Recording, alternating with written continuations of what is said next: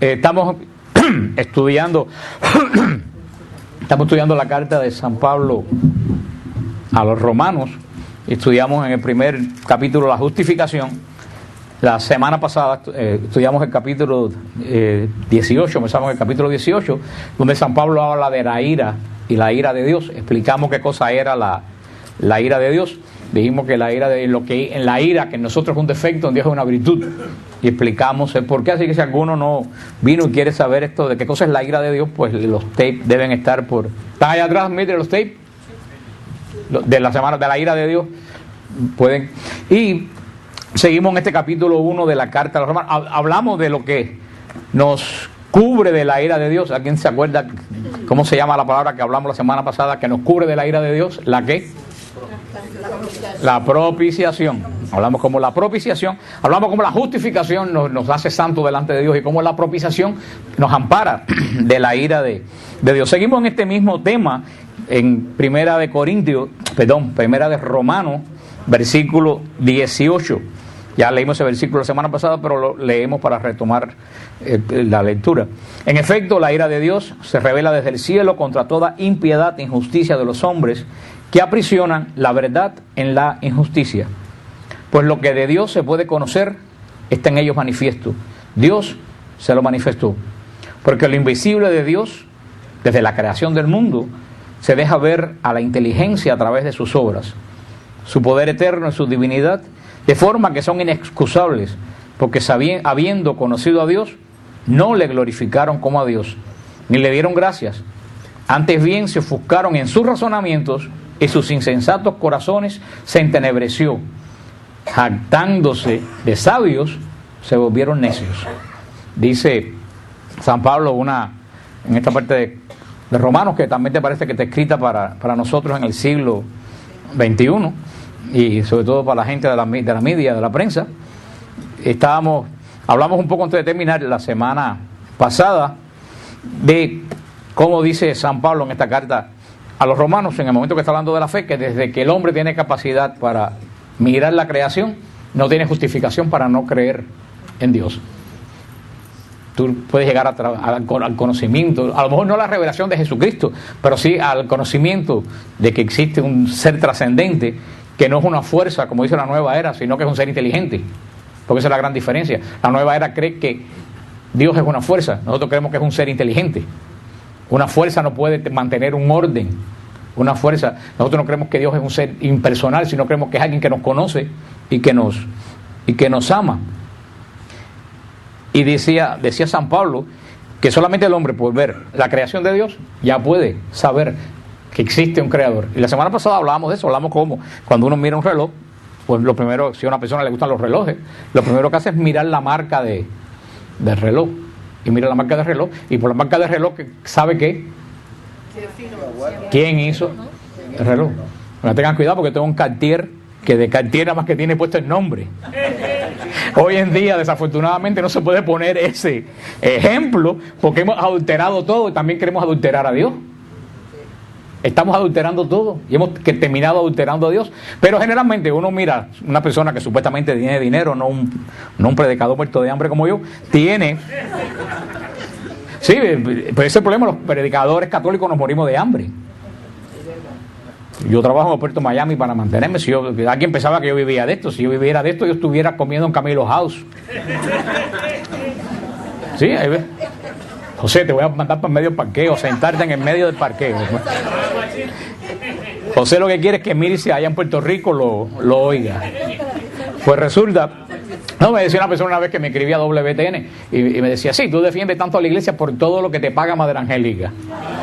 Y yo dije, si este infeliz supiera que a mí ni siquiera me mandan una tarjeta de Navidad, que hay veces que yo me pienso que se olvidaron de que yo estoy...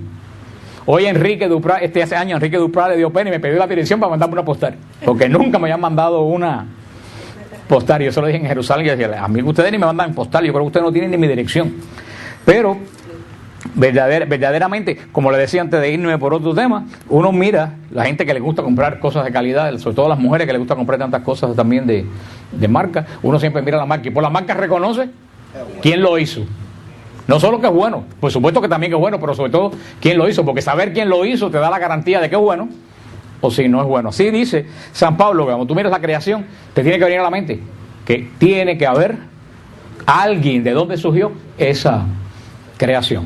Hay que ser totalmente desconectado con la realidad.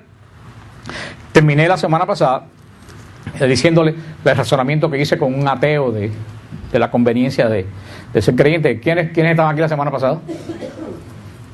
Bueno, como habían algunos que no estaban, voy a volver otra vez a hacer el razonamiento, porque como yo sé que a la mayoría de ustedes se les olvidó ya, yo se lo vuelvo a hacer. ¿Se recuerdan que yo les dije que estaba hablando con un ateo que me escribió WTN, que decía que él no creía, que dónde nació, que si él le podía demostrar de dónde nació Dios, que de dónde salió Dios, que yo le demostrara que es para él creer en Dios, le demostraría de dónde salió Dios. Y yo le contesté diciendo, mira, yo no te puedo decir de dónde salió Dios, yo no tengo respuesta para eso, pero él decía, pero nada más que hay dos opciones, o existe Dios o no existe Dios, son dos opciones, no hay una tercera opción, no, ¿existe o no existe? Entonces estamos en por ciento, estamos como 50 a 50, 50% a 50%. Le gusté el 50% para yo creer que todo salió de Dios, aunque yo no sé el origen de Dios. Y este 50% para pensar que la materia salió sola, que tampoco tú sabes de dónde salió la materia. Porque si tú me preguntas a mí de dónde salió Dios, yo te tengo que preguntar a ti de dónde salió la materia. Y tú tienes la misma respuesta que yo. Así que estamos 50-50. Yo creo que hay un ser inmaterial que lo conoce todo, que lo sabe todo, que lo controla todo, que lo rige todo y que lo ordena todo. Que ordena mi vida, el cual me guía en esta vida si yo soy obediente a él, y que un día me va a dar más vida de la que yo tengo ahora, me va a dar vida en abundancia cuando yo me muera. O sea, yo vivo en la esperanza. Ese es un 50%. Yo no sé de dónde salió este Dios. Ahora, ¿cuál es el otro 50%? Pensar que no existe Dios. Que un día una piedra hizo ¡puff! Y salió de la nada. Una piedra, y esa piedra, por millones de años dando vueltas, chocando una con otra, cuando viene a ver salimos nosotros haciendo computadora. Salimos nosotros. Y entonces tú vives tu vida sin creer que existe Dios, viviendo como te da la gana, y tú piensas que el día que te mueras, te metes en un hueco, te conviertes en una mata, o en abono, o en lo que sea, y ahí se acabó todo. Eso es 50. Ahora decía, la ventaja de yo ser, ni yo te puedo probar a ti, ni tú me puedes probar. Yo dije, ahora la ventaja que yo tengo creyendo en Dios. Yo dije, yo creo en ese Dios. Si el día, cuando yo me muera, y vivo una vida gozosa con este Dios, que sé que cuando tengo cáncer puedo clamar a él, que sé que cuando me muera tengo vida eterna. Cuando yo me muera, tengo también dos opciones: o existe Dios o no existe Dios. Si existe Dios, me salvé, y si no existe Dios, no perdí nada. Ahora está el otro 50%. Tú crees que no existe Dios, y si cuando te mueres existe Dios, lo perdiste todo. Y si no existe, no perdiste nada. Entonces mejor creer en Dios. Punto. Por simple conveniencia humana es mejor. Aunque yo no sepa explicarte. Claro que a Dios se llega. ¿Por qué? Por la fe. A Dios se llega por la fe. Hoy el muchacho me preguntaba en el WTN que como yo creía que si Dios era tan grande y tan misericordioso, se iba a meter en un pedacito de pan. Digo yo, precisamente por eso, porque es grande y misericordioso, se metió un pedacito de pan. Tú mismo te has dado la respuesta. Es cuestión de fe. Y esto San Pablo es lo que dice San Pablo, que aunque no esté la fe en Jesucristo, que eso llega más tarde, pues la respuesta de uno, la gracia, la misma naturaleza, la misma ordenación del cosmos, la misma forma del cuerpo humano, el funcionamiento del cuerpo humano, todo eso te tiene que decir que para que algo sea ordenado tiene que tener un ordenador, y ese ordenador nos lleva al conocimiento de Dios. Pero mira lo que San Pablo después dice aquí en el capítulo 21, dice que el pecado de esta gente es que conocieron a Dios y no le glorificaron como Dios, porque no basta conocer a Dios. Hay mucha gente que conocen a Dios pero no lo glorifica, y ese tiene doble pecado que el que no conoce a Dios. O sea que no solo se cree, sí, yo creo en Dios. Cuidado, el demonio, dice Santiago, el demonio cree en Dios y tiembla, porque con el conocimiento de Dios que tenemos nosotros, que es amor, para el demonio es temor y odio. Por eso no solo conocer a Dios, es glorificar a Dios. Y por eso muchas veces la oración, uno de los hombres que más vivió en la alabanza en toda la iglesia católica, ¿quién era? A ver, pero Pero pues, yo digo aquí murmullos que me dicen. Y yo sé que la persona lo sabe, pero yo necesito que vean en voz alta para que la gente sepa, en las grabaciones sepan que la gente aquí sabe. San Francisco. Y San Francisco hacía grandes discursos teológicos, ¿no? ¿Con qué alababa San Francisco la creación? Con la creación. Alababa la creación con la creación. Te alabo por el hermano sol, por la hermana luna, por las plantas, por ese hermoso cántico de las criaturas de San Francisco de Asís. Él alababa a Dios con las cosas sencillas. Cada vez que veía algo que nosotros a lo mejor le pasamos indiferente por el lado, un pajarito, lo que sea, le pasamos por el lado indiferente, eso a él lo llevaba a su creador.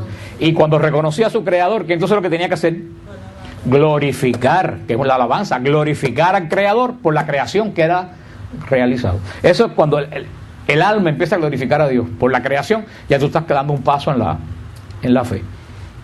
¿Cuánta gente sale por la mañana y ni siquiera se pareciera que mañana más hermosa, bendito sea mi Señor? Hasta por la lluvia.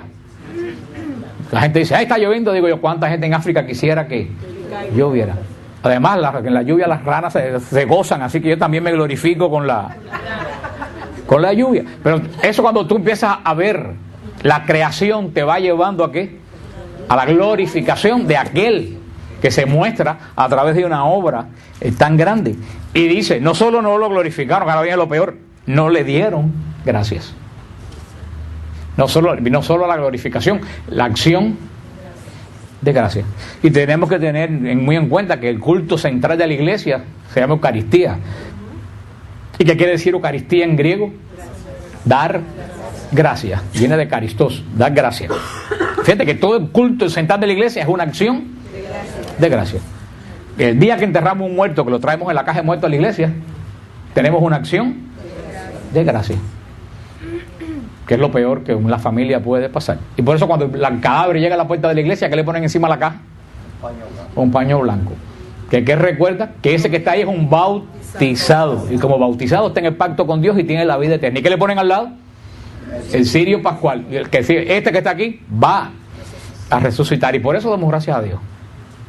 La acción de gracias. En la misa, que la oímos sin oír, porque las palabras nos entran por aquí, pero como que no se nos graban. Una de las frases más hermosas que tiene la misa es en el prefacio, que dice, siempre es bueno y saludable darte gracias, siempre y en... Ay, hermano, repítelo de nuevo. Siempre, punto. Siempre, siempre, siempre, siempre, siempre. Siempre hay que dar gracias a Dios. Inclusive lo peor que te puede pasar. Porque de todo lo malo Dios saca algo bueno. Siempre, y no solo siempre, en todo lugar. ¿Qué quiere decir? En toda circunstancia. No quiere decir en un lugar físico. Y la palabra lugar es lugar de momento de tu vida, no de lugar físico. En todas las circunstancias de tu vida tenemos que darle gracias a Dios. Y es lo que menos la gente sabe hacer. No desde ahora, desde la época de Jesús. ¿Cuántos leprosos fueron sanados? 10. ¿Cuántos regresó? 1. Y era extranjero. Y 1. Sí, era extranjero, como dice María, no era judío, no estaba en el pacto. Hermano, no sabemos dar gracias. Dice San Pablo, no le glorificaron como a Dios, ni le dieron gracias. Dice, antes bien, viendo todas esas maravillas, ofuscaron en sus razones, se ofuscaron en sus razonamientos. Fíjate, se ofuscaron en sus razonamientos. Eso de las personas que tratan demasiado de racionalizar. ¿Hay que pensar? Por supuesto que hay que pensar. ¿Hay que analizar las cosas? Por supuesto que hay que analizar las cosas. Pero hay cosas de Dios de las cuales tú no puedes racionalizar. Porque tú no puedes entender a Dios. Lo decía San Agustín, el día que tú entiendas a Dios, ese no es Dios. Nosotros no podemos entender a Dios. Ninguno de nosotros tiene capacidad para entender a Dios. ¿Qué es lo que más cerca entendemos de Dios? A Jesucristo, que es hombre. Pero tampoco lo llegamos a entender plenamente, porque como hombre se entiende Getsemaní, no se entiende. O sea que ni siquiera Jesucristo, a Dios lo entendemos algo, pero nosotros no entendemos a Dios. Se dice que se ofuscan en sus razonamientos, porque mientras más razonamos, más nos enredamos. Yo muchas veces le digo a las personas que me escriben en el WTN, me hacen unas preguntas que yo digo, pero qué ganas de complicarse la existencia. Preguntas de fe. Le digo, pero mire, hermano, Yo no sé lo que tú me estás preguntando. Mi fe es tan simple que yo no me enredo la vida en esa... Pero preguntas que a veces que yo digo, pero ¿cómo un ser humano puede llegar a hacer esta pregunta? Una cosa tan torcida del Evangelio y de Dios. Yo digo, o la Trinidad. Yo digo, explícame la Trinidad. Digo, yo no te puedo explicar la Trinidad. Si yo te explico la Trinidad, o te digo mentira, o digo una herejía. Una de dos. La Trinidad no se adora. Digo, la Trinidad no se estudia, se adora. La Trinidad se adora, punto. Nosotros no podemos penetrar el misterio de la... Pero hay gente que se empeñan en querer entender la Trinidad. Recuerda, te digo lo que dice San Agustín. Si lo entiendes, no es Dios. O sea, yo creo que nosotros debíamos hacerlo, y que lo decía el doctor Scott Hahn cuando se convirtió al catolicismo. La Iglesia Católica es tan fácil, porque todo te lo da escrito, en blanco y negro y simple. Algo más simple que el catecismo no lo hay. El doctor Scott Hahn decía, cuando yo era presbiteriano, que tenía que buscar algo de doctrina, me volvía loco, decía, buscando. No tenía dónde buscar doctrina. No tenía, él entró, perdón, fue el Scott Hahn, y también ahora estoy hablando del doctor Steve Wolf, de aquí del norte de la Florida, que también es un pastor presbiteriano que entró en la Iglesia Católica. El doctor Steve Wolf entró al catolicismo porque tenía que dar un sermón sobre el derecho a la vida, y no encontraba documento ninguno en su iglesia que hablara sobre el derecho a la vida. ¿Y tú a dónde tuvo que ir a parar? A la doctrina católica del derecho a la vida. Y entrando en esa doctrina, dijo, bueno, si esta doctrina está bien, más vale que estudie el resto. Y entró en la Iglesia Católica, y él decía, todo en la Iglesia Católica está escrito en blanco y negro y en forma sencilla. Y lo que no está entendible para nosotros es dogma de fe, que lo acepto te va. Así que ¿por qué nos vamos a complicar la existencia? A mí una vez me dijo un monje, algo que de verdad me hizo que pensar, que a mí yo nunca había pensado en eso. Me dijo, lo más difícil, pero al mismo tiempo lo más conveniente que hay en la vida es la obediencia. Dice, yo en la obediencia no tengo ningún problema de preocuparme para nada, yo simplemente hago lo que me digan, punto. Ya no tengo más problemas. Si me mandaron algo equivocado, el problema es el que me lo mandó con Dios. Pero hoy en día el mundo no. Todos queremos que nos lo expliquen. Y todo lo queremos entender. Y si se rompe el microwave, tú no sabes arreglar el microwave. Y si tú no sabes entender si tú no sabes arreglar el microwave, ¿cómo tú vas a pensar que tú vas a entender la Trinidad? Estamos rodeados de cosas que no entendemos. Dice, no le glorificaron como a Dios. Es el primer pecado. Ver la creación y no glorificar a Dios. Segundo, no darle gracias. Tercero, calentarse la cabeza con razonamiento. Pero no estoy hablando no de buen razonamiento, porque Santo Tomás de Aquino fue un gran razonador de la fe. Pero estoy diciendo las veces que uno se vuelve loco dándole vuelta a cosas que a uno ni le van ni le vienen. ¿Y por qué esto? ¿Y por qué aquello? ¿Y por qué? Y una cosa que puede ser una inquietud que tú tengas, pero haces de eso un dilema y una... Entonces aparece un farsante de lo que hay aquí por cada esquina y te da un razonamiento con cierta lógica y te vas para la iglesia de él. Pero lo que te dijo razonamiento humano, punto. Dice, jactándose, no, dice que de esos razonamientos su insensato corazón se entenebreció. Quiere decir que la oscuridad, porque esos razonamientos malsanos, pudiéramos decir, no buen razonamiento. Todos esos razonamientos extraños que cuando vienes a ver ese razonamiento solamente es una excusa para no creer en Dios. Porque hay gente que se pasa la vida entera buscando excusas para no creer en Dios. Y muéstrame aquello y le muestras aquello y le digo, pero ¿para qué? Aunque yo te lo muestre, tú no vas a creer.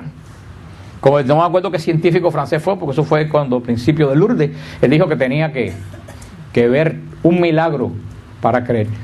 Y fue a Lourdes y vio un milagro delante de él, que él como médico lo comprobó. Y le dijeron, ¿crees o no? Sigo sin creer. Y de ahí salió la famosa frase que después alguien dijo, que para el que cree no hace falta ninguna muestra, y para el que no cree 1000 no son suficientes.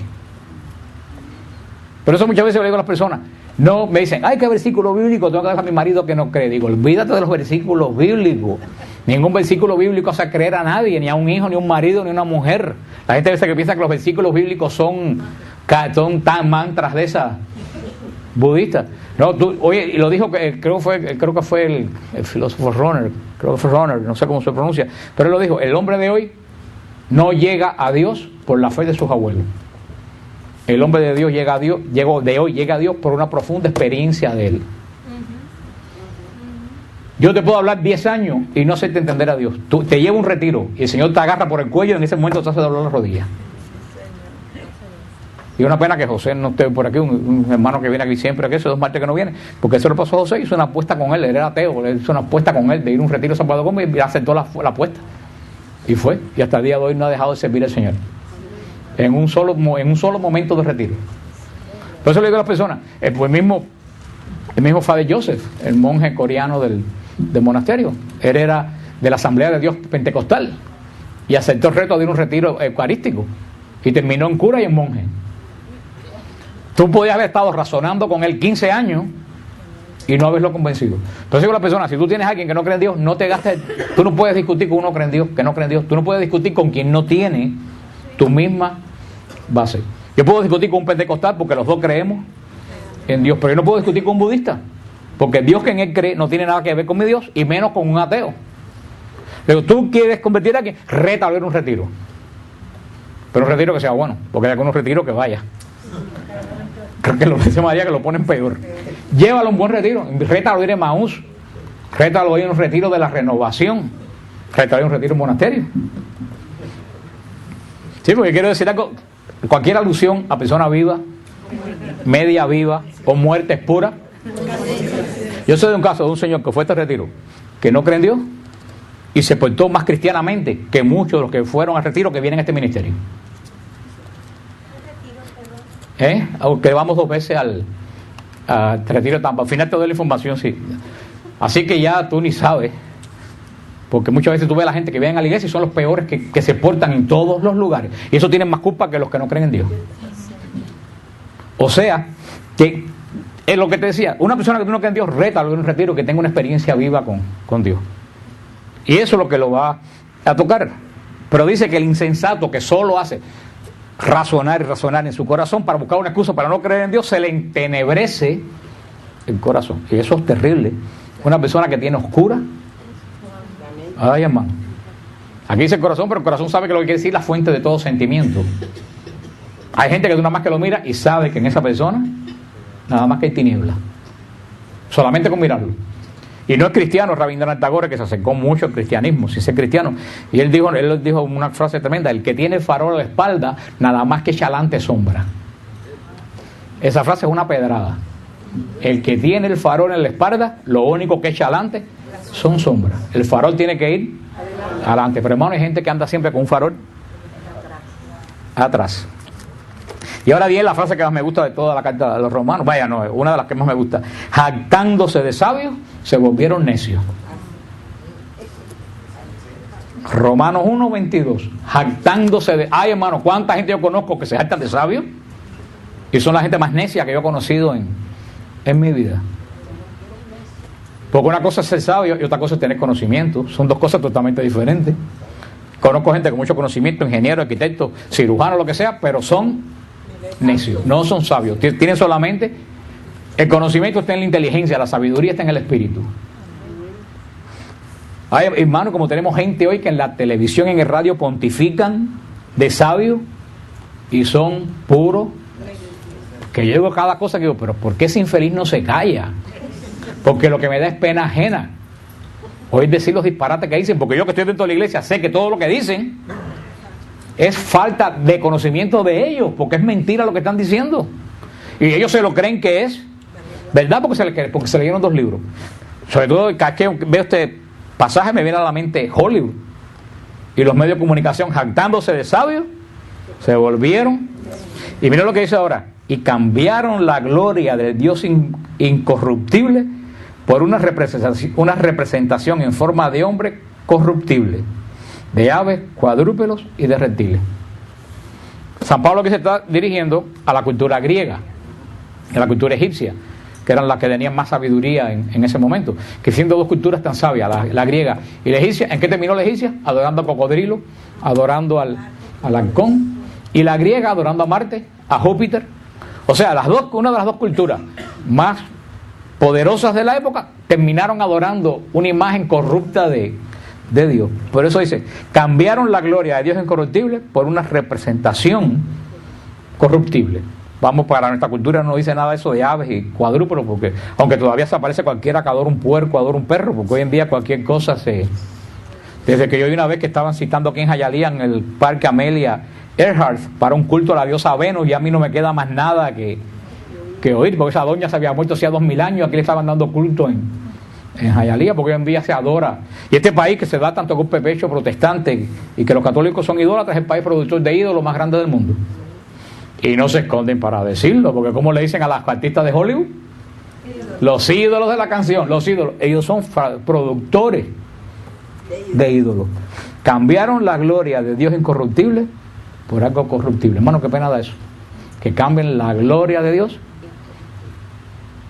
lo grandiosa que es la obra de Dios, por una cosa que a la larga se va a acabar. Y ejemplo con lo que han hecho, que ya lo hablamos cuando hablamos de la Navidad, todo lo que han hecho con la Navidad. Llaman ya a los Mikosuki llamándolo al desfile de barcos que hacen The Winter Festival. Ya no es el festival de Navidad, es el festival de invierno. Y el sicuario, que le quedan 4 ballenas con 100 años medias muertas y que nadie va, ahora invita a la gente que vayan a ver el Winter Light, las luces de invierno, no las luces de Navidad, en una ciudad donde hay casi más de 2 millones de cristianos. ¿Tú sabes por qué pasa eso? Porque a nosotros no nos importa. A nosotros no nos importa. Porque para decirle, ustedes no quieren a Cristo, pero bastante que les gustan los dólares de los cristianos. Cambiaron la gloria. Y eso también puede pasar en la vida de uno. Cambiar la gloria de Dios incorruptible por algo corruptible. Como estaba tan desesperado por conseguir un novio, ya conseguí un novio, ya no voy más al grupo. Cambiaste. Cualquier alusión a cualquier persona viva, media viva o difunta es pura coincidencia. Sí, es cierto. Yo también, ya se lo he dicho varias veces, como una vez cuando estábamos en San Gil, no es nadie que venga aquí. Esta persona me dijo, ay, mira, no puedo venir más al grupo porque mi hija parió y de ahora en adelante me voy a dedicar a ser abuela. Digo, pues, tienes un ídolo y además va a ser un pesado cuando sea grande. Tú puedes ser abuela y ir al grupo de oración. Pero hermano, que hasta eso es la idolatría. La idolatría no te da una estatua. Hoy en día hay que ser muy estúpido para pensar que ese cuadro que está es el Cordero de Dios que quita los pecados del mundo. Eso es un cuadro. Nada más, ya que es un cuadro de Son María, esa no es la Son María de Jesús de verdad. Un ídolo es cambiar a Dios por una criatura. O sea que en el primer lugar de tu vida, en vez de ocuparlo Dios, lo ocupe algo que no es Dios. Eso es un ídolo. Y muchas cosas pueden ocupar tu corazón sin ser. Todo lo que ocupe el primer lugar de tu vida que no sea Dios es un ídolo. Entonces cambiaste a Dios incorruptible por algo que a la larga se va a corromper. Hoy en día la mayoría de la gente lo que tiene en su corazón son inclusive cristianos. Además que te voy a decir algo que parece una cosa de loco. La Biblia puede ser un ídolo. Cuando tú pones a la Biblia en primer lugar por encima de Dios, la Biblia es un ídolo. Sí, o un grupo, un ministerio, pero sobre todo los protestantes que tanto nos ven la Biblia, hay los protestantes que para todo, a ver, ¿en qué página está? Dios no lo puede hacer porque entonces Dios está sentado en el trono de gracia, mirando qué dice la Biblia para actuar. Hermano, como dice San Pablo, alguien más grande que el templo está aquí, es Jesucristo. Este libro no es para Dios, este libro es para mí, pero Dios es soberano. ¿Cómo tú vas a encasillarla? Y yo explico la Biblia. Y esto es palabra de Dios. Pero ¿cómo yo voy a encasillar a Dios a un libro? La misericordia de Dios es más grande que todas las páginas de la Biblia, de Génesis al Apocalipsis. Esto es una guía para mí. Pero no quiere decir que Dios no se sale un segundo, porque Dios es todo. Porque cuando tú haces, y hay gente que de la Biblia hace un ídolo. Un ídolo. Por eso, hermano, hay que tener cuidado, porque hoy en día estamos en una sociedad idolátrica. Hoy en día la televisión, las amistades, todo lo que te hace es llevarte a ti a adorar ídolos. Y hoy la televisión y la sociedad nos ofrece miles de ídolos. Dice, por eso Dios los entregó a los deseos de sus corazones hasta una impureza tal que deshonraron entre sí sus cuerpos. A ellos que cambiaron la verdad de Dios por la mentira y adoraron y sirvieron a la criatura en vez del Creador, que es bendito por los siglos. Amén. Esto es lo que dice el apóstol San Pablo, lo que le está diciendo. Adoraron a criaturas en vez. Y cuando tú te apartas de Dios, ¿qué es lo que dice San Pablo que da la carne? Impureza, desavenencia, tanto cosa hay, es lo que da la carne. Porque la carne es un animal que anda desaforado casi siempre. Y mientras más tú oyes el noticiero, tú te das cuenta que gente, mira, esta muchacha en Orlando que acaba de matar a la niñita. Yo estoy seguro que ella no la quería matar, no la quería desaparecer. Yo estoy seguro que ella, para andar de party, quiso ponerle cloroformo, como creen, o algo para hacerla dormir un rato y mató a la chiquita. ¿Pero por qué? Porque ¿qué estaba por encima de ser madre? La fiesta. ¿Cuál era el ídolo de ella? La fiesta. Estoy seguro que eso fue un segundo que no lo pensó, pero eso le va a costar, o si no le costó ya, la vida a la hija, a ella y a la familia. Todo porque dejó que la carne tomara control ¿de qué? Del espíritu. No decir, no, yo soy madre, no tengo que ocuparme de mi hija. Se acabó la época del party. ¿Cuánta gente vemos que coge, como les contaba, que por un parqueo coge la pistola y mata? Y mata a otro. Esa persona no es un monstruo. Lo que pasa es que la carne tiene control del espíritu. Dice en el versículo 26, por eso los entregó Dios a pasiones infames, pues sus mujeres invirtieron las relaciones naturales por otras contra las naturales. Igualmente los hombres abandonaron el uso natural de las mujeres y se abrazaron en deseo los unos por los otros, cometiendo la infamia de hombre con hombre, recibiendo en sí mismo el pago merecido de sus extravíos. De esto no lo tengo ni que hablar. Hablar sobre esto sería abundar en lo que estamos viendo todos los días en la televisión y que ha llegado a puntos verdaderamente irracionales. Yo digo que todo el mundo, los gays, los que no son gays, los que les gusta, todos somos hijos de Dios y Dios nos va a jugar por la misericordia. Pero de ahí a querer a pasar lo que no es normal como cosa normal, ahí es donde está el pecado. Ahí es donde está el pecado. Ahí es donde está, porque la iglesia dice bien claro que la homosexualidad no es pecado, la tendencia no es pecado. Lo dice el catecismo de la iglesia.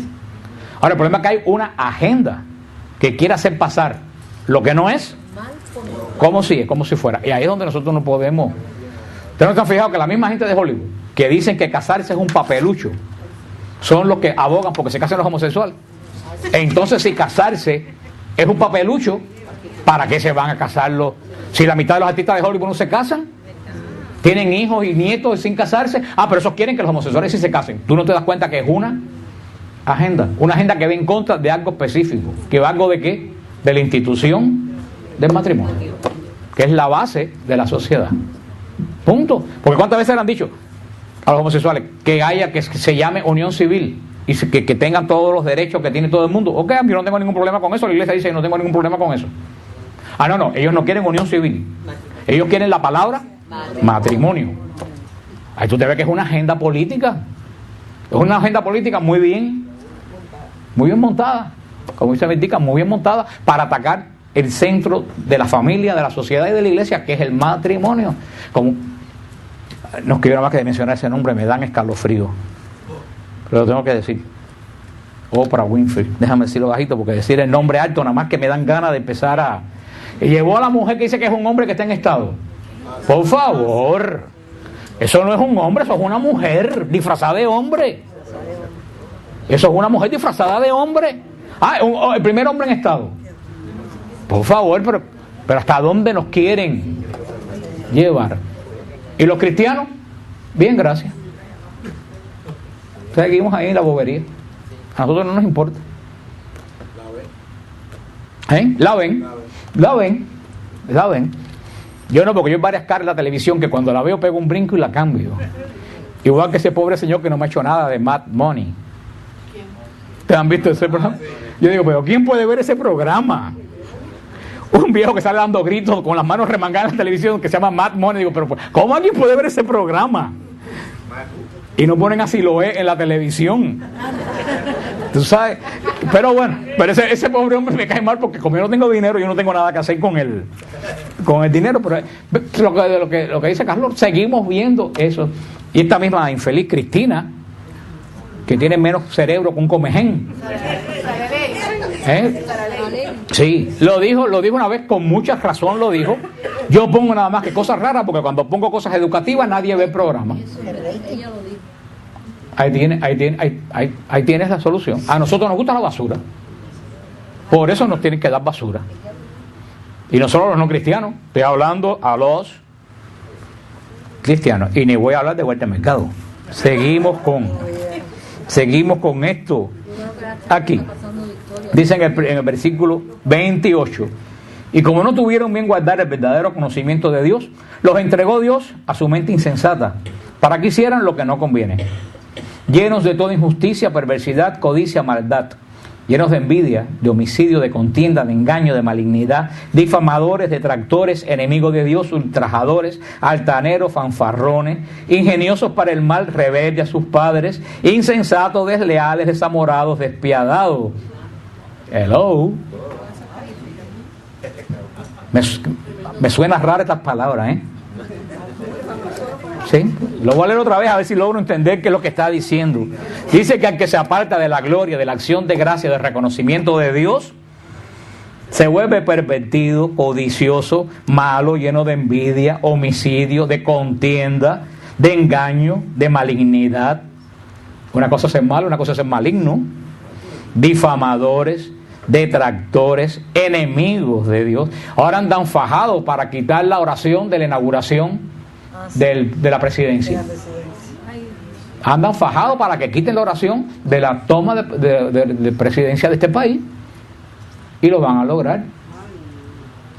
No quitaron la oración de las escuelas en un país donde el 90% es cristiano, y no quitaron la oración de las escuelas. ¿Por qué? Porque a los cristianos no nos interesa. Y hace poco una judía ganó un zoo en Wyoming para que quitaran del play de la escuela Rudolph de Red-Nosed Reindeer, porque dice que es una canción religiosa. Rudolph the Red. No, pero que eso no es religioso, eso es un venado que se le enciende un foco en la nariz. Eso no es. Pues esa mujer puso un zoo para que quitaran de la escuela, y después cantaron un canto de Hanukkah en un país donde hay 5 millones de judíos y 190 millones de cristianos. Eso está pasando en esta nación. ¿Por qué? Porque no hay abogados que defiendan la parte cristiana. ¿Y por qué no hay abogados que defiendan la parte cristiana? Porque no nos interesa a los cristianos. Ellos saben que los judíos tienen dinero y se ocupan de sus cosas. Ahí está. Ahí está sencillamente todo el asunto. Es como el problema de los ataques a los sacerdotes. Hay millones de abogados defendiendo a las supuestas víctimas de los abusos sacerdotes. Pero porque hay abogados, que tienen, porque hay. ¿Y por qué ningún abogado quiere defender a los curas? Porque no hay dinero y a nadie les importa. Por eso, cuando al padre Rolando García de Santa Ágata lo acusaron, y cuando él probó que en la iglesia que el muchacho dijo que lo abusó, él nunca estuvo en esa iglesia, y que en el momento que él dijo que lo abusó, él no era cura, y que en el carro que dice que lo abusó, él estaba en el seminario y no tenía carro, y que después la persona que lo acusó, cuando se demostró todo eso en un juicio, se desapareció porque tenía récord criminal. El padre Rolando no encontró un abogado que le pusiera una demanda al abogado que le puso la demanda a él. No lo encontró porque a nadie le interesaba. Entonces, que lo sacaron a él en todas las planas de todos los periódicos acusándolo, cuando lo declararon inocente, no salió en ningún lugar. No salió en ningún lugar. ¿Por qué? ¿Por qué él no se mete a los abogados? Porque a nosotros no nos interesa. Hay millones de gente detrás de los curas para sacarle dinero, y nosotros los cristianos muchas veces lo que hacemos es acusarlo en vez de defenderlo. Es Rolando García de Santa Ágata. Y como eso te puedo decir una lista, que te puedo dar una lista. Pobre padre Richard, que se ha vuelto, está medio loco ya, se ha vuelto, porque no encuentra a nadie que lo defienda. Y a mí me lo dijo un día el padre Santana antes de morirse, que yo me lo encontré en Radio Paz. Me dijo: Fran, yo me alegro que se haya muerto, pero con el terror que me dijo: Fran, yo vivo con un terror terrible, porque yo que estoy metido en todas las cosas de Cuba, yo siento una espada arriba de mí. Cualquier día cualquiera me acusa de abuso y me botan de sacerdocio para la calle y nadie me defiende, y pierdo mi vida sacerdotal. Eso me vive en un terror. Yo por eso yo aquí no hablo con nadie trancado en un cuarto, ni aunque me maten. El que quiera hablar conmigo tiene que hablar conmigo aquí, Y ninguno de ustedes ha visto jamás mi casa. Ni voy a comer a casa de nadie. ¿Sí? Porque cuando viene a ver es donde empiezan, cuando me dan con un cuarto a hablar con cualquiera, y cualquiera le da la gana de decir no, porque Frank, ¿y a quién van a creer? A la otra persona. Para nada. Tú sabes la desgracia, eso hace a los que tenemos algún tipo de cargo, aunque sea un cargo basura como este que tengo yo aquí, nos hace volvernos no heridos, podemos decir tan precavidos que muchas veces parecemos insensibles con la gente. Hermanos, miren, ¿y tú sabes quién ha creado toda esa situación? El demonio. No, el demonio que hace esa situación para aislar a los sacerdotes, para aislar a los predicadores. Y así, sí, y así como desafortunadamente. ¿Por qué? Por toda esta lista que le acabo de leer, que dice San Pablo que entra en los que no reconocen a Dios, en los que no glorifican a Dios, en los que no le dan acción de gracia, detractores, enemigos de Dios, ultrajadores, altaneros, fanfarrones, ingeniosos para el mal. Ay, hermano, como hay gente ingeniosa para el mal. La gente para el mal se la sabe toda. Ingeniosos para el mal, rebelde a sus padres, insensatos, desleales. Lo que le está dicho un montón de veces. Hoy en día está en crisis, ¿qué cosa? La fidelidad. No sabemos ser fiel a nada, ni a la iglesia, ni a un grupo, ni al matrimonio, ni a la familia. La misma crisis que tienen los sacerdotes es falta de... Como ha dicho la gente, el gran problema de los sacerdotes no está en las acusaciones de acoso sexual. Porque yo saqué, lo tengo en la casa de datos, yo saqué todos los sacerdotes del año 50 hasta hoy de Estados Unidos. Los que han sido acusados de abuso sexual. Los que han sido condenados, porque no todo el que ha sido acusado ha sido condenado. Los que han sido condenados son el 1.01% de todos los sacerdotes. El problema de los sacerdotes es otra cosa, y es falta de fidelidad a su misión de pastor, que han terminado siendo profesionales en vez de sacerdotes. Ahí es donde está el problema. Lo que pasa es que el demonio nos está llevando para otro lugar. Desleales, desamorados, despiadados, los cuales, aunque conocedores del veredicto de Dios, que declara digno de muerte a los que tales cosas practican, no solamente las practican, sino que las aprueban a los que la cometen. Cuidado, porque ahora viene la segunda parte. Yo puedo estar leyendo esta lista y tú puedes estar pensando en la suegra, en el marido que no está aquí, en la vecina, en la compañera de trabajo, pero a lo mejor muchas de estas cosas que ves aquí te aplica a ti, me aplica a mí. Porque empezamos con cosas y decimos, ay, qué pena que fulanito no viniera para que esto no es para fulanito, esto es para ti. A lo mejor tú eres el desleal, a lo mejor tú eres el que tiene malicia para el mal. ¿Cómo es? No, malignidad es el extremo de la malicia, ser maligno más allá de todo vivir para lo malo. Sí, no, pero más allá, malignidad es que todo lo que tú haces lo haces con tendencia tan mal. Dice, pero fíjate lo que dice, esto es terrible lo que dice San Pablo aquí. No solamente las practican, sino que aprueban a las que la cometen. Cuidado. No solo que tú lo hagas, pues tú lo puedes hacer, sino que públicamente tú apruebas a los otros que la están haciendo. Eso todavía es peor que la hagas tú. Está mal hacerla, pero todavía es peor aprobar lo que está mal. Porque entonces estás dando pecado de escándalo. Y empujando a la gente que lo haga. ¿Y qué dijo Jesús? Al que escandaliza a nuestros pequeños, y pequeño no era un niño en ese caso, Jesús hablaba, cuando decía pequeño, en ese caso decía uno que espiritualmente sea más atrás que nosotros. Decía, más vale que se amarre una piedra al cuello y se tire a lo profundo del mar. Dice, por eso no tienen excusas quienes quieras que seas. Tú que juzgas, pues juzgando a otro, a ti mismo te condenas. La epístola a los romanos no tiene desperdicio. Tú juzgando a otro, ¿qué cosa? Te condena. Y no es lo que una vez alguien me contó, que una monjita muy viejita le decía, yo no voy al infierno, padre.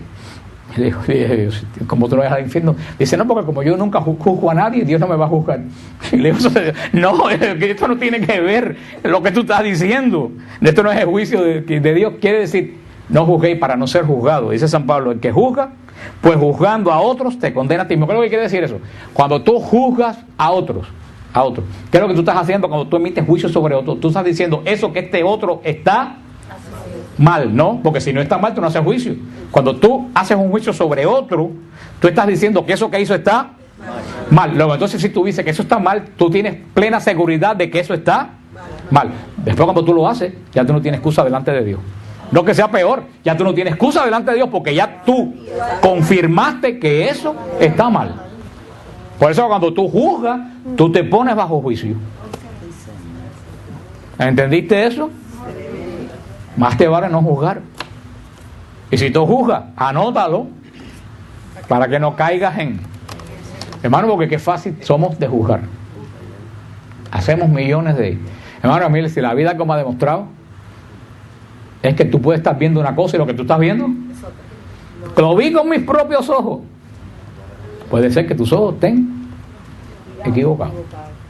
Y le puedo hacer de eso un libro de historia que me ha pasado a mí, no a nadie. Hace poco me pasó algo que no sé ni qué fue porque ya se me olvidó, pero que le dije a Mildred, más nunca, ni siquiera en mente yo hago un... ¿Tú te acuerdas que era Mildred? ¿No te acuerdas? Porque era algo que estaba tan seguro que era así, hermano. Solamente lo sé uno que no fue eso, porque eso fue hace poco, pero que yo se lo he dicho otras veces, que eso a mí me mató. Hasta el día de hoy yo oro por esa persona. Una vez yo daba la clase en San Gil, daba la clase de bautismo, y mucha gente que iba a la clase de bautismo me miraban a mí como los que van a la escuelita de manejar. Que tú sabes que la gente llega y te mira con cara de asesino. Y yo llegaba y miraba a los padres y los padrinos, y yo lo que miraba era como si estuviera en la cárcel. La gente me miraba así. Entonces yo decía, mira hermano, si van a estar aquí, tienen que estar aquí una hora. Yo sé que ustedes tienen ganas de matarme, pero si ustedes oyen a lo que yo les digo, a lo mejor el Señor les puede dar algún bien a través de lo que les voy a decir. No tienen excavatoria porque no se pueden ir, así que más vale que abran el corazón. Pero este infeliz se metió todo el tiempo mirándome con una cara de odio, y yo me pasó el tiempo mirándose, esta vieja, no es vieja, no digo vieja en el sentido colombiano, que le dicen vieja a todo. Yo decía, mira, esta vieja me está deseando que me desaparezca, hasta los huesos de mi bisabuela en Tarragona deben estar temblando en el... Y yo hablaba, y mientras más la miraba, más ella me miraba, y más juicio yo hacía. Esta bruja que me está mirando con esa roña, esta debe ser una pagana santera, debe ser por lo menos, si no debe tirar las cartas tarot. ¿De dónde habrá salido la bruja esa? Y cuando se terminó la charla, la mujer salió, y yo después de las clases de bautismo venía el grupo de oración, lo teníamos ahí, veo que ella vira. Yo dije, alabado sea Dios. Y me dice, tengo que hablar con usted. Yo dije, ahora me va a decir que soy un estúpido, que soy un engreído, que estoy equivocado, que para no sé qué, para qué la iglesia se meta a dar esto. En ese trayecto que caminamos un poquito así para allí, y viene la mujer y me dice, ora por mí. Yo dije, ¿qué pasa? Dice, que mi esposo tiene SIDA y me contagió el SIDA a mí y a mi niñito que voy a bautizar. Jamás se me ha olvidado eso. Y yo oro por esa mujer todos los días, eso hace como 15 años. Dice ella, cuando tú estabas hablando, yo estaba pensando que si yo y mi esposo hubiéramos sabido esto, no nos hubiera pasado lo que nos está pasando. No sé. Mira tú como el juicio de lo que tú estás viendo con tus ojos puede estar equivocado. Y otro que también fue un hecho muy famoso me pasó a mí, porque el Señor me ha dado palos por varios lados. A mí lo que se me olvida, el doctor Julio Torres me regaló una vez un reloj que no era Cartier, y Giselle hace muchos años de eso, que estaba recién llegado casi de Cuba, y yo llegué a mi casa y me quité el reloj, lo puse en un lugar por ahí, y vino, en mi casa nunca va nadie, pero ese día vino un amigo mío, no sé a buscar qué cosa, y el reloj se desapareció. Yo busqué por toda la casa, el reloj no estaba en ningún lado, y yo me senté y dije, usualmente los relojes caminan dando vueltas, pero no caminan.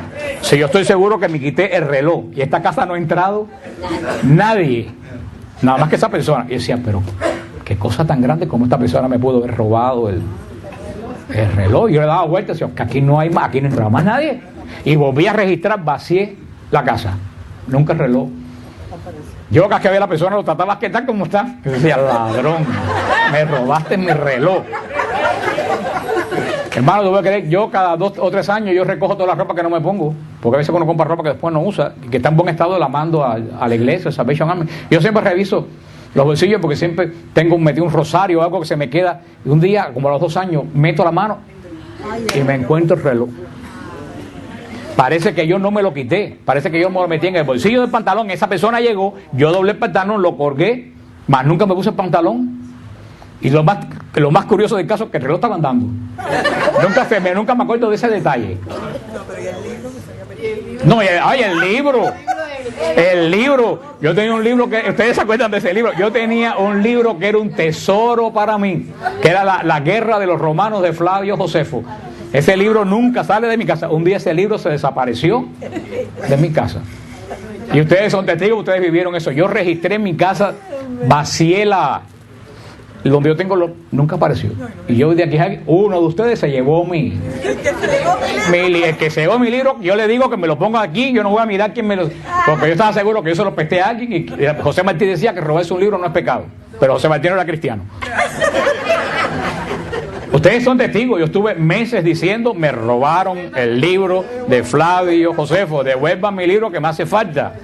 Y ustedes me regalaron uno, ¿no? ¿Quién fue que me regaló? Sarita me regaló un libro que consiguió por yo no sé dónde. Y un día, cuando Navidad, buscando la parte de abajo en el fogón, porque como yo no cocino, me encontré el libro de Flavio Josefo, entonces una pila de libro abajo del fogón. Después que le había echado yo pensé, ese fue o Rubén o Germán, el marido de Bertica. Sí, son las dos pocas posibilidades que me tienen que haber cogido el libro.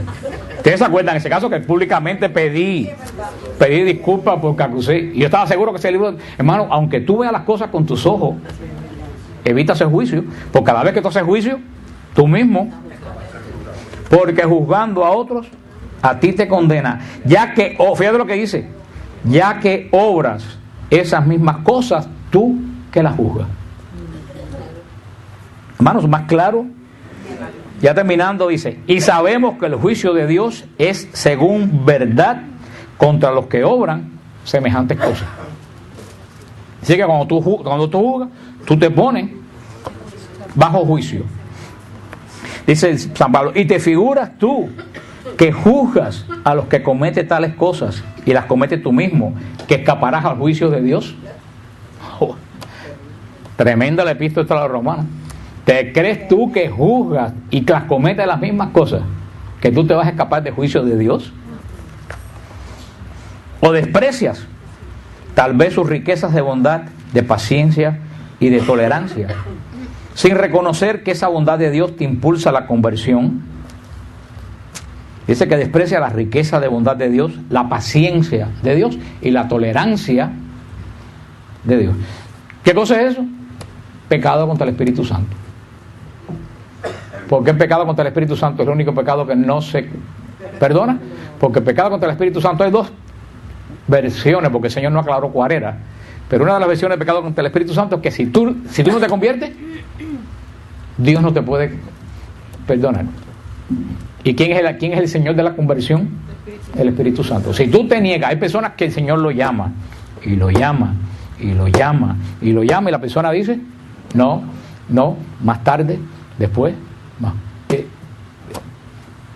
Dice: o desprecias su riqueza de bondad, de paciencia y de tolerancia, sin reconocer que esa bondad de Dios te impulsa a la conversión. Los pecadores piensan que porque Dios sea tolerante contigo, es tolerante con lo que tú haces. No, Dios no es tolerante con lo que tú haces. Dios es tolerante contigo. Por eso es que es lento a la ira y abundante en misericordia, porque Él espera y espera y espera y espera que tú vengas a Él.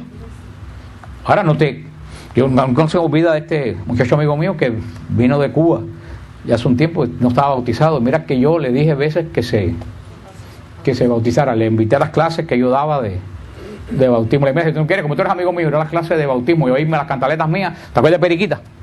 Yo le dije: mira, te voy a poner con Periquita, una gran predicadora que había aquí en Miami, una mujer de Dios. Sí, mira, Periquita lo llamó. ¿Qué le pasó a Periquita? No sé, ella se mudó por allá arriba, por Orlando, por allá se mudó ella, sí. Una sierva de Dios tremenda. Yo aprendí mucho de ella. Yo dije: mira, Periquita lo llamó. No, si yo tengo tiempo. Con 27 años le dieron un tiro y lo mataron. Y se murió sin bautizar porque él lo rechazó continuamente, porque él tenía tiempo. No sé qué excusa. Yo le dije: Señor, ten misericordia de él, pero yo no sé qué excusa le iba a poner. El Señor, mira, tocó. Y todas las veces él jugó con la tolerancia de Dios. Dice: y con eso terminamos, por la dureza y la impenitencia de tu corazón, vas atesorando contra ti ira para el día de la ira y de la revelación del justo juicio de Dios, quien dará a cada cual según sus obras. Dice el Señor, dice San Pablo, con todo eso tú vas atesorando, ¿qué cosa? Juicios en contra tuya para el día de la ira de Dios. Que el día de la ira de Dios es el día de la manifestación de la bondad de Dios. Que para uno va a ser bondad y para otro va a ser ira. Como decía el Padre Francesco con una gran sabiduría, que el fuego del amor de Dios es el mismo en el cielo que en el infierno. Es el mismo fuego. En el cielo calienta y en el infierno quema. Es como el hielo que a fuerza de ser frío, ¿qué cosa? Quema. El amor de Dios, a los que odian a Dios, el amor de Dios los quema. Y fíjate lo que dice. Estás guardando por la dureza e impenitencia de tu corazón, por no querer reconocer de que tú estás mal. Estás guardando ira para la ira del día de la revelación de Dios. Fíjate lo que dicen nosotros los protestantes, que Biblia tendrán. Dice, Dios dará a cada cual según sus obras. Entonces tú vas a decir, ¿cómo me vas a decir a mí que las obras no sirven para nada? Si aquí dice que el día de la ira de Dios, Dios le va a dar a cada cual según sus obras. Ah, pero esas son para los pecadores. Chicos, entonces, así que las obras malas sirven para la condenación, pero entonces las buenas no sirven para... Eso no es justicia.